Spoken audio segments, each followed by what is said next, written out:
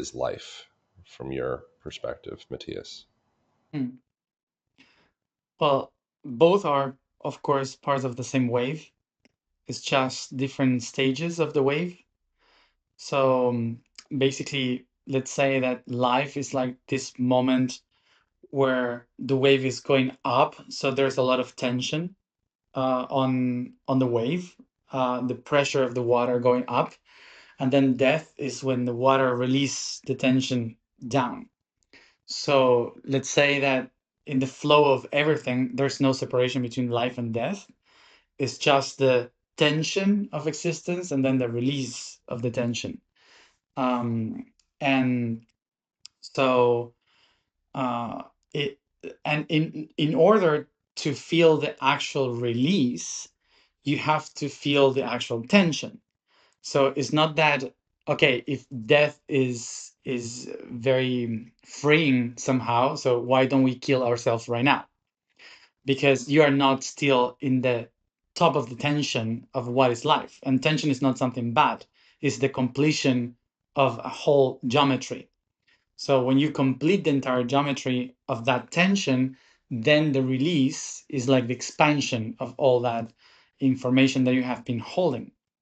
So it's not that killing yourself will actually allow you to have a proper death. Actually, it's like very, it could be very chaotic because you're breaking the point of tension, of existence. So yeah, it's basically that is the beautiful movement of waves, and and and we are so attached to that moment of tension of who we are, that the moment of relief of whew, of coming back to the ocean is like very um, frightening for people, because it means that you stop the tension, which is you stop to be yourself. All the building blocks of what you have been, what you have created for you to be in that tension, which is your ego, who you are, now it's going to be released. And yeah, it's like giving away all the hard work that you have done. But at the same time, it's so beautiful, so expansive. um, but yeah, it's just a wave moving up and down.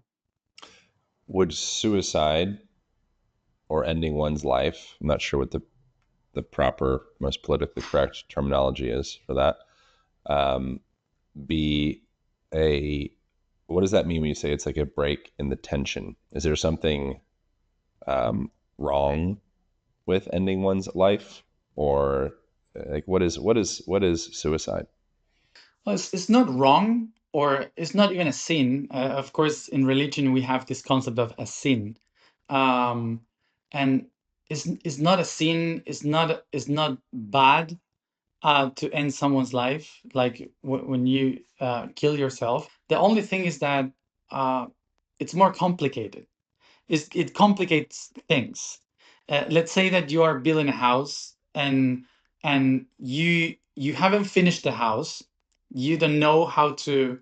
Um, you haven't put all the things together, and suddenly you start to destroy the blocks, to destroy the walls, and not knowing what the house was for or what you could live inside the house. So you start to break all the walls down, and then you have no structure, nothing to rely on. So now you're lost until you have to start to put all the pieces again and build the blocks again, build the walls again.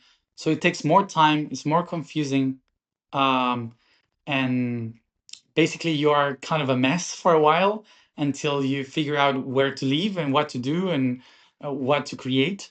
So that's why people start to say is a sin or is wrong, just to, in the same way as religion has said for many years what is wrong and what is right, to try to help people, and they ended up creating a whole bunch of morality that is not real. um, but it was just, at the beginning it was just to help people, to make it faster, to make it easier. Like if you meditate every day or you pray every day, your mind will be clearer and so on. So you can help people given certain structures. So one of those structures was don't kill yourself, and we start to believe that is a sin or something wrong that someone can do, but it's not wrong. It's chaotic. I wouldn't recommend it because it makes you lose a lot of time. So And who or what is the you that is losing time? Is there a materialized objective definition of the you or the what that is losing time? the soul mainly. The spirit is never losing time, but the soul um, is the soul is the one that loses time because time is waves. Time is just a pulse of a beating of energy in the universe. So so if energy is beating positive, negative, those pulses of positive, negative, which we call the soul, is actually energy. And so energy is not lost; it's always renewed. But the time that it takes for you to create those beats, that's what we call time. So when you are building yourself in the universe as a construct of consciousness, you need many bits in order to create a whole image. It's like saying ones and zeros in algebra or in technology. So you need a lot of ones and zeros to be combined to create an image, a color, a system, or whatever. So you don't have the complete image of what you are until you created all the bits. Okay, the bits of information, the bits of data, or the heartbeats. So until you don't have all of that together, you don't have a complete image. So when you stop the beat and you break the beats, it means that to complete the image of who you are, or the truth that you are searching for, you have to start all over some of those beats. So that's why you lose time. It's not that, oh, you have to reach somewhere because there's nowhere to go in the universe.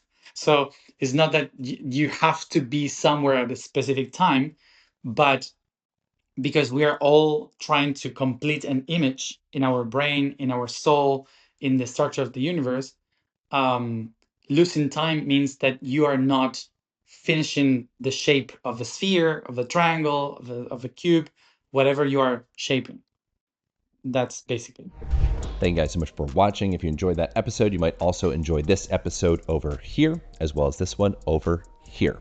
Thank you for subscribing. Appreciate you. I'll see you in the next video.